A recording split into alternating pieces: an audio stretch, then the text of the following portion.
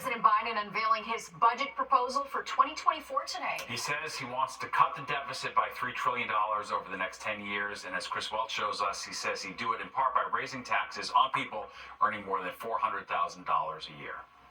Too many people have been left behind or treated like they're invisible. Not anymore. President Joe Biden taking the stage in the battleground state of Pennsylvania Thursday afternoon to unveil his vision for the country. No billionaire should be paying a lower tax than somebody working as a school teacher or a firefighter or any of you in this room. His budget priorities, he says, focused on working families and the middle class. He's floating a new 25% minimum tax on billionaires, and he wants to raise taxes on individuals making more than $400,000. No one making less than $400,000 will see a penny in federal taxes go up. The move, he says, would help the country decrease the national deficit by $2.9 trillion over 10 years. So this is an effort to say, hey, we can do this while still being fiscally responsible. To be clear, his plan calls for spending as well. He's proposing free preschool, reinstating the expanded child tax credit that went in place during the pandemic.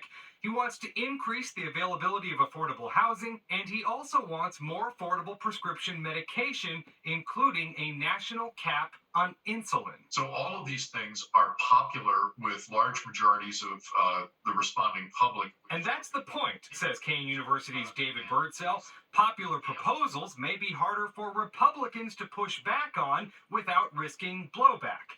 But Missouri Republican Senator Josh Hawley already calling the budget dead on arrival. 100%, absolutely. Speaker of the House Kevin McCarthy in a tweet calling the budget completely unserious. The president calling out McCarthy for saying no without any counter proposal. So I want to make it clear, I'm ready to meet with the speaker anytime, tomorrow, if he has his budget. Now, the budget speech comes amid a particularly delicate time for the U.S. economy. If Biden and Congress cannot agree to raise the debt ceiling by this summer, the government could default on payments, and that could send the country into recession. Chris Welch, Fox 5 News. Senate Minority Leader Mitch McConnell being